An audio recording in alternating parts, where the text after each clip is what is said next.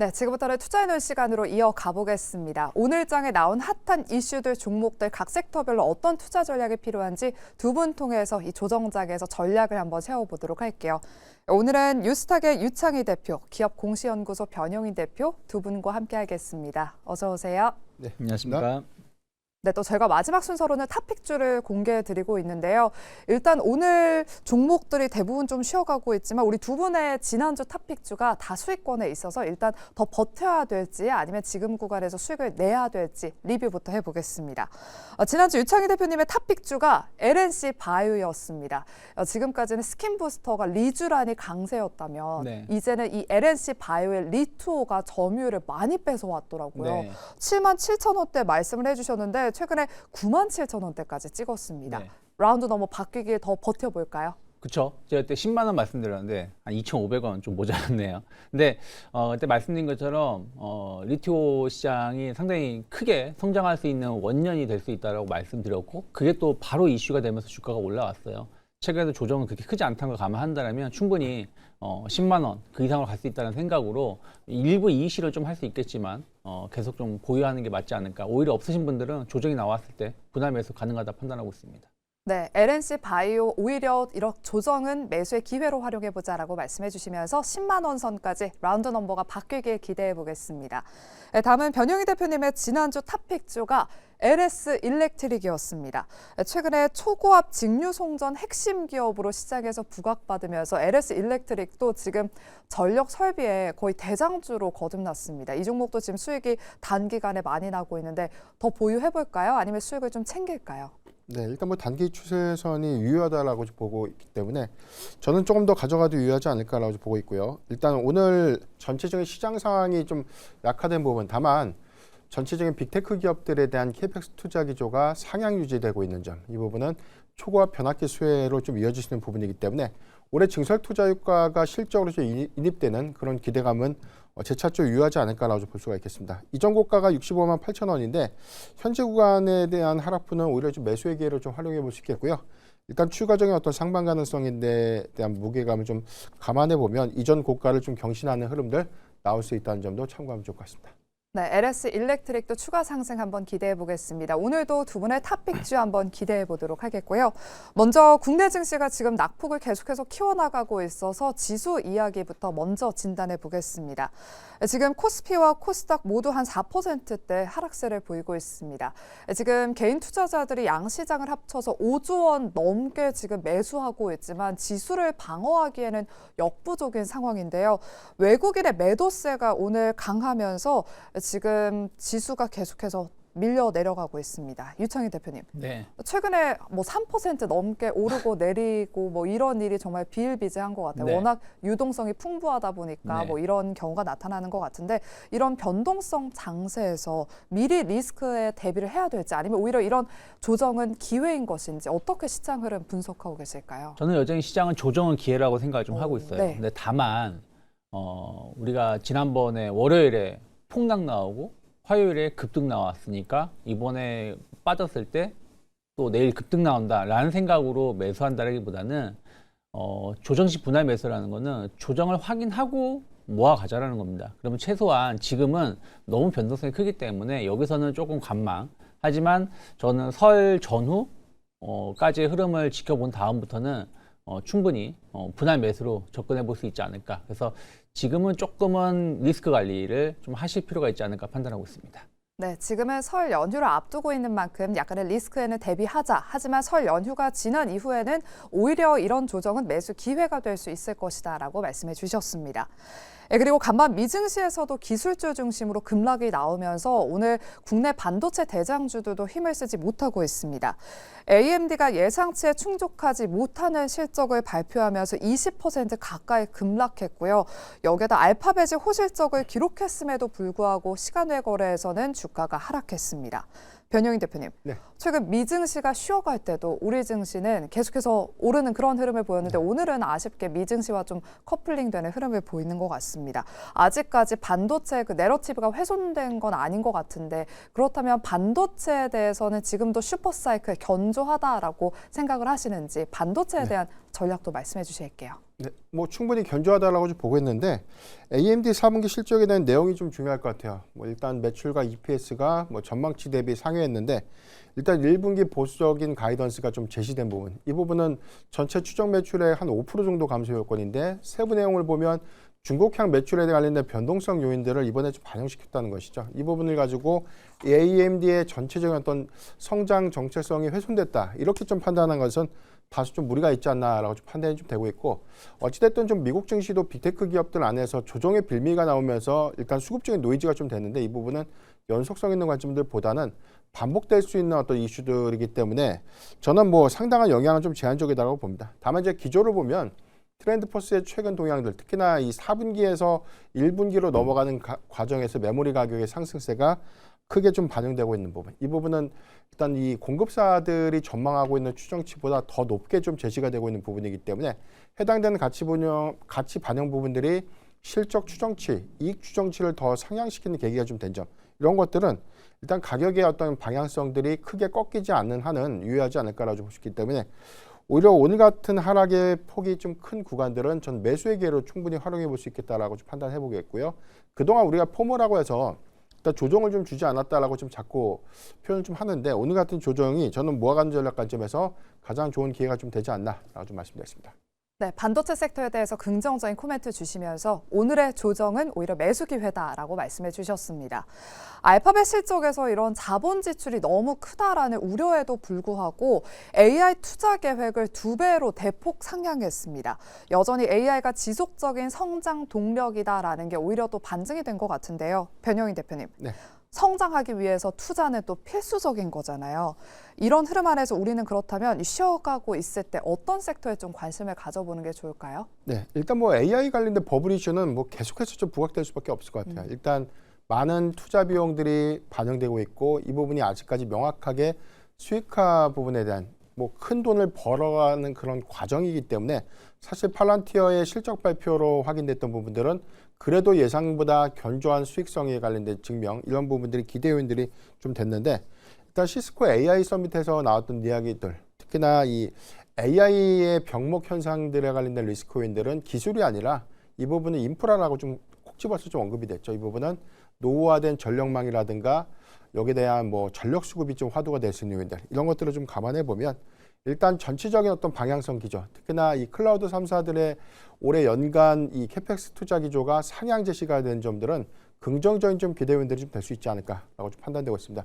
전력 수급의 어떤 가장 큰 대안이 좀 될 수밖에 없는 요인들 이 부분은 초고화 변압기의 수요와 좀 맞물리면서 일단 인프라에 관련된 투자 부분들은 뭐 단기가 아니라 좀 한 2035년도까지 공급자 우위의 시장이 저는 개인적으로 좀 조성되지 않을까라고 보고 있기 때문에 이런 관점에서 보면 초고화 변압기의 수요 이런 부분에 대한 어떤 증익 모멘텀들은 재차 관심 있게 좀 봐야 되지 않을까라고 보고 있고요.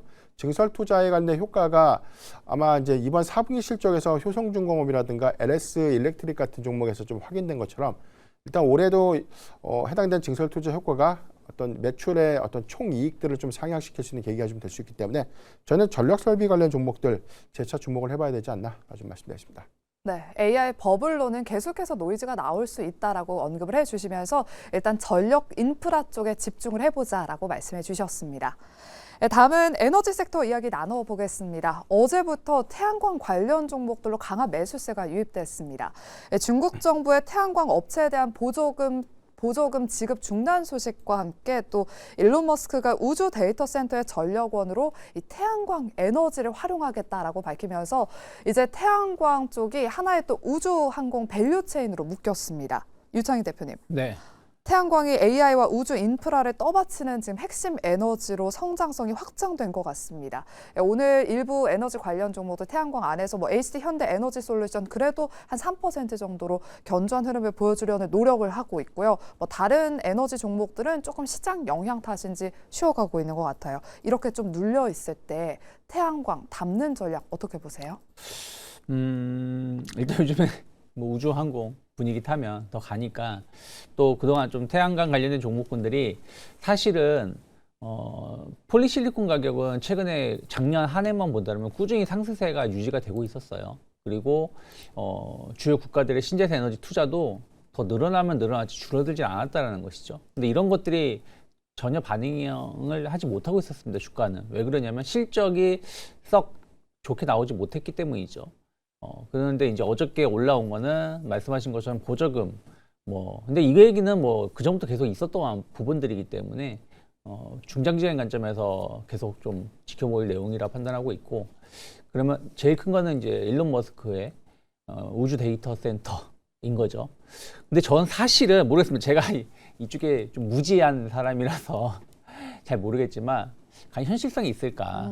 그러니까 우주 정거장이나 이런 부분들 대해서 태양광이 더 많이 설치될 수 있겠습니다만은 이게 우리가 생각하는 것만큼 무슨 말이냐면 우리가 이렇게 중동 국가 가면 혹은 어느 지역 가면 서해안 같은 경우도 가면 대규모 태양광 발전 설비가 있잖아요.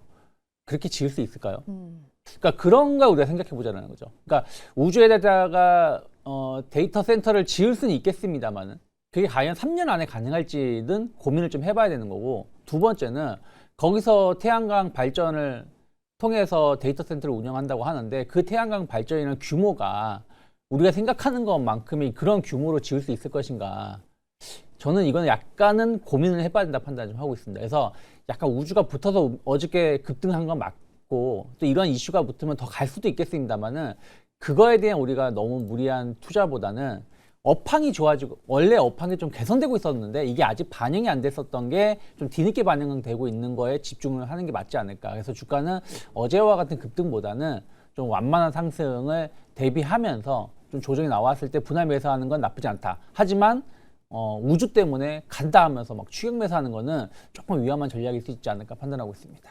네, 일단 태양광주들의 흐름은 조금 더 지켜볼 필요가 있겠다라고 말씀해 주셨습니다. 그리고 어제 태양광 쪽과 함께 원전주도 함께 움직였습니다. 한미협력 기대감에 원전주들로 강한 매수세가 유입이 됐었는데요. 오늘은 또 일부 종목들 대부분 쉬어가고 있지만 한전산업이 장중에 20% 넘게 급등하기도 하면서 52주 신고가를 경신했습니다.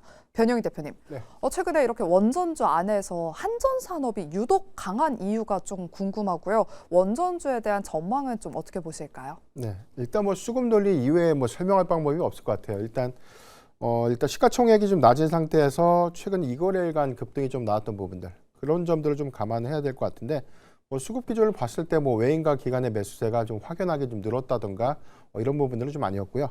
일단 이 원전 정책에 관련된 기대감들이 좀 부각된 점, 특히나 11차 이 전기본이 확정됐는데 이 부분이 올해 이제 상반기에 부지 선정을 좀 예고하고 있고 2030년이라는 이 착공 기간까지에 대한 시점 괴리가 좀 남아 있습니다. 다만 한국과 미국의 원전 관련된 협력 부분들이 다시 한번 좀 재확인됐던 점, 이런 것들이 전반적인 어떤 기대감을 좀 반영시키면서 수급을 좀 이끌어오지 않았나라고 판단이 좀 되고 있고, 다만 일단 원전 산업의 확장 기조 관점에서 또는 수주 성과와 좀 연동될 수 있는 기회 요인들을 좀 보면 일단 설계라든가 EPC 또는 주기기, 그다음에 보조기기 모듈 관련된 종목들에 대한 수급 탈락도로 좀 이어질 수 있는 부분이기 때문에 최근에 원전주 안에서 한전 산업이 유독 상승하고 있는 이유들은 사실 수급 논리 이외에는 특별한 어떤 이유는 없다, 이렇게 좀 보시면 좋을 것 같고요. 원전 정책에 관련된 부분들은 일단 올해 좀 가시성 있는 부분들에 주목을 좀 해봐야 될 것 같은데, 미국의 경우에는 SMR 프로젝트의 지원 사업들이 이제 구체화되기 때문에 홀텍이라든가 테네시 전력청을 좀 비롯해서 가시화된 프로젝트의 일정들, 그리고 대형 원전에 대한 도입 기수가 이번 이 상반기 이후에 좀 구체화가 좀 되는 부분들은 수주의 어떤 연동 기대감으로 좀 작용할 수 있는 부분이기 때문에 저는 원전주의 경우에는 쉬어가는 구간 계속해서 좀 관심 있게 봐야 되지 않을까라고 좀 판단하고 있습니다. 네, 이렇게 원전주에 대한 또 한전산업에 대한 이야기까지 나눠봤습니다. 그리고 오늘 특징 기업으로 링크솔루션이라는 기업이 장중에 현재도 20% 넘는 급등세를 유지하고 있습니다. 한때 상한가에 거래가 되기도 했는데요. 원래는 3D 프린팅 기업으로 잘 알려져 있는 기업인데 정부가 주도하는 저궤도 위성통신 체계 확보를 위한 산업협력 TF에 참여 기업으로 선정됐다라는 소식에 오늘 관련주로 지금 수급이 강하게 들어오고 있습니다. 3D 프린팅 플랫폼 기술이 국가 전략 산업 차원에서 공신력을 인정받았다라는 그런 평가를 듣고 있는 것 같은데요. 유창희 대표님, 네. 지난해 이 링크솔루션이 신규 상장했습니다. 네. 저도 이 생쇼 매니저님이 편입을 하셔가지고 링크솔루션이라는 기업을 들어봤던 경험이 있는데요. 이제 우주항공 밸류체인 종목으로 또 눈여겨봐야 되는 기업이 됐는지 이 부분 짚어주실게요. 말씀하신 것처럼 그 저궤도 위성 TF가 발족이 됐죠. 그러니까 이걸 이제 어떻게 보면 테슬라죠. 스페이스X. 요게 이제 내주기보다는 우리나라가 원래 잘하던 분야니까 6G라든지 저궤도 위성을 국산화하겠다. 한국에서 자체적으로 하겠다는 겁니다. 그래서 뭐 통신사라든지 관련된 기업들이 여기에 참여를 한다라고 합니다. 뭐 정책에 대한 어떤 기대감이 반영된다라면 주가에는 좀 긍정적인 영향을 줄 수 있겠죠. 또 하나 말씀하신 것처럼 기술력이 좀 확인됐다는 부분들도 긍정적으로 보고 있습니다. 하지만 또 여기에 대한 매출이 얼마나 나올지는 좀 봐야 된다고 판단하고 있어요. 사실은 링크 솔루션이 최근 주가가 움직인 것은 로봇에 대한 어떤 기대감이거든요. 그러니까 이 회사 3D 프린팅, 특수 합금 이쪽 관련해서 상당히 기술력이 좋은 걸로 그 얘기가 있었고, 그러면서 이제 로봇이 강하게 올라오면서 그와 관련돼서 핵심 부품을 만들 수 있다라는 기대감이 나오면서 움직인 거거든요. 그래서 저는 로봇에 대한 어떤 기대감, 모멘텀은 충분히 주가에 긍정적인 영향을 줄 수 있고, 이번에 그 정부 저궤도 위성 TF에 참여된 것도 긍정적인 영향을 줄 수 있다. 하지만 저궤도 위성 관련돼서의 어떤 정책은 이게 엄청나게 갑자기 뭐 움직임이 나온다라기보다는 중장기적인 관점에서 봐야 되는 부분들이라는 것을 참고하실 필요가 있지 않을까 판단을 좀 하고 있습니다. 네, 지금 정부가 뭐 스타링크나 원웹 등 해외 저궤도 위성의 이 생태계 의존도를 줄이기 위해서 발족한 만큼 우리 대한민국의 우주항공 기술력도 조금 더 업그레이드 되길 한번 기대해 보겠습니다. 네, 다음으로는 오늘 시장에서 선방하고 있는 중국 소비 관련주 이야기 나눠보도록 할게요. 국내 카지노 기업들이 외국인 관광객의 급증에 힘입어서 1월 역대 최대 실적을 기록했다고 합니다. 상대적으로 비수기로 꼽히는 1월에 이런 좋은 실적을 기록한 만큼 중국 춘절 연휴가 있는 2월에는 더 높은 실적을 찍히지 않을까 하는 기대감이 선 반영되고 있는 것 같은데요. 변영희 대표님, 네. 이번에 중국인들이 중국 춘절 연휴에 한국을 방한하면 뭐 거의 4,700억 원 가량을 소비할 거다라는 뭐 그런 기사도 제가 확인을 했습니다. 2월엔 인바운드 관련주에 주목해야 된다라는 그런 이야기를 들어봤었는데 카지노 관련주가 좀 대안이 될 수 있을까요? 충분히 1월 실적에 관련된 기대감이 2월까지 이어질 수 있다고 보고 있는데, 일단 인바운드 수요의 유입률이 한 25% 정도 증가될 것이다라는 전망들이 나오고 있습니다. 이 부분은 역대 중국 춘절 이후에 가장 많은 중국인이 이번에 한국에 좀 방문할 것이다라는 부분들이고요. 특히나 이 부분은 뭐 한일령 장기화 여파 때문에 최근에 뭐 49개 노선들을 일단 뭐 취소를 했죠. 이 부분은 한국의 쏠림 현상으로 좀 이어질 수 있는 부분들, 특히나 10년 만에 가장 큰 연휴 기간, 뭐 9일이라고 하는데, 이 기간 동안 많은 중국인들이 국내 좀 유입하게 된다면 뭐 카지노와 연동된 실적도 충분히 좀 기대해 볼 수 있지 않을까라고 보고 있습니다. 1월 세부 데이터에서 보면 뭐 파라다이스가 1월 최대 실적을 좀 냈다라고 좀 발표가 좀 됐고, 일단 롯데관광개발도 일단 지난 4분기 대비해서 한 56% 정도에 대한 증감률, 드랍률의 어떤 증가된 어떤 요인들이 확인됐기 때문에 해당된 기조는 2월 성수기업과 좀 맞물리면서 일단 계절적인 비수기, 4분기 실적 방어, 그리고 1분기에 관련된 실적의 전체 유입량들은 긍정적인 어떤 기대 요인들 될 수 있기 때문에 1분기 이후부터 3분기까지 이어지는 그런 과정도 충분한 기대 요인들이 좀 될 수 있다라고 좀 판단하고 있습니다. 네, 파라다이스 등 이런 카지노 관련주 앞으로 흐름 눈여겨보시기 바라겠습니다. 그리고 오늘 K뷰티 종목 안에서 엇갈린 흐름을 보이고 있는 종목들이 있어서 진단해 보겠습니다. 어제 APR이 호실적을 기록했음에도 불구하고 세론이 나와서 저희가 좀 짧게 투자 전략을 짚어봤었는데요.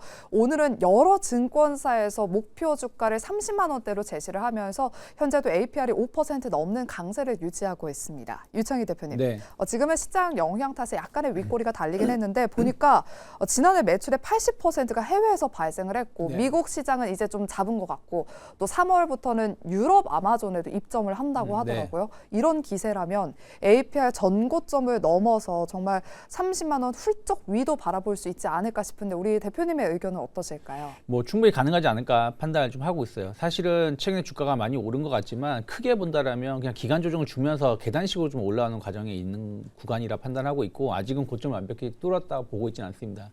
특히 오늘 실적 발표 내용을 본다 그러면 뭐 우리가 다 알고 있었던 내용이에요. 해외 매출이 80% 이상 차지한다라는 거. 근데 이게 해외 시장 매출이 계속해서 더 늘어날 겁니다. 그 매직큐브 제품인가요? 이게 600만 대 돌파를 했는데 겨우 600만 대라는 거죠. 전 세계 인구를 감안한다라면 더 많은 판매가 될 수 있고, 특히 중국에 대한 어떤 기대감들도 앞으로 계속 가져갈 수 있지 않을까 판단을 하고 있어요. 그래서 저는 그 화장품이라든지 이런 약간 중저가의 미용 의료기기 시장은 APR이 선점하고 있다는 걸 감안했을 때 충분히 주가는 재평가 받을 수 있다 판단하고 있고, 또 하나는 주조하는 정책이죠. 배당을 상당히 많이 하겠다 발표를 했고, 오히려 실적이 늘어나면 더 많이 받을 수 있는 부분들이 좀 있기 때문에 그런 것들 감안한다라면 APR은 뭐 약간의 조정이 나온다고 하더라도 분할 매수로 접근해 볼 수 있는 몇 안 되는 미용 의료기기 업체가 아닐까 판단하고 있습니다. 네, K뷰티 관련주 안에서 APR 눈여겨보시기 바라겠습니다. 긍정적인 코멘트 주셨고요. 또 파마리서치는 4분기 어닝 쇼크를 기록하면서 지금도 20% 넘는 급락이 이어지면서 단숨에 30만 원 선까지 내려앉았습니다. 리쥬란 점유율이 다소 줄어들면서 예상치를 하회하는 실적을 기록했는데요. 이 질문은 변영희 대표님한테 한번 드려보도록 할게요. 파마리서치와 LNC 바이오의 이런 점유율 경쟁 속에서 보유자분들은 어떤 대응 전략이 필요할까요?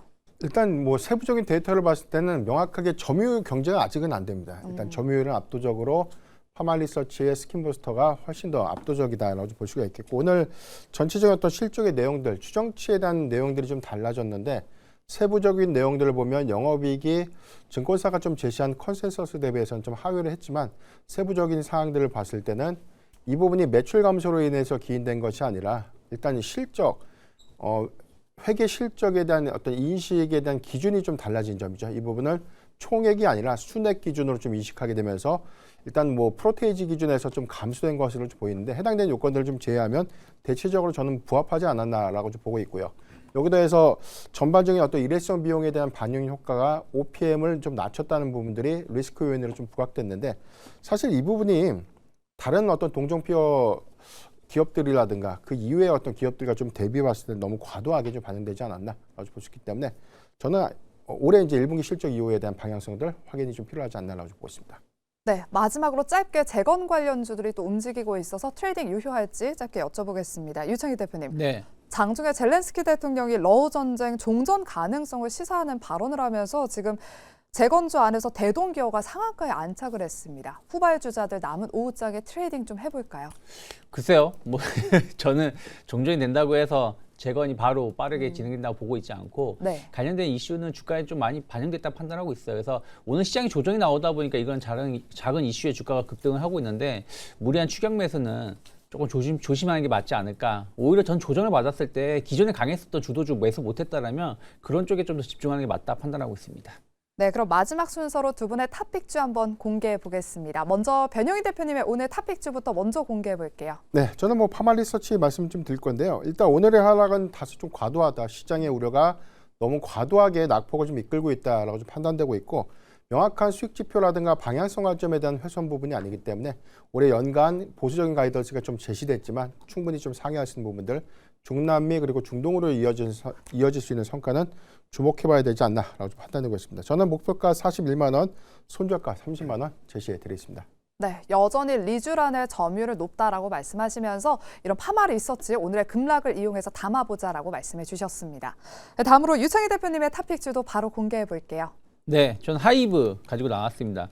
뭐 어쨌든 이제 우리가 한중 관계 개선은 계속 더 빠르게 진행될 것이고 중국 관계 유입은 더 많이 들어올 것이죠. 그러면 결국에는 또 중국 관련된 콘서트도 진행이 될 거라 판단하고 있습니다. 그래서 그런 부분들이 하이브의 새로운 매출 성장을 더 보여줄 수 있지 않을까 판단하고 있고 뭐 BTS, 뉴진스 등 대형 아티스트 활동이 본격적으로 진행될 수 있다는 거죠. 특히 BTS 광화문 공연이 이제 곧 이제 한다라는 걸 감안한다라면 하이브는 저는 충분히 지금 가격대는 나쁘지 않다 판단하고 있고 일단 목표가는 50만 원 열어놓고 있고요.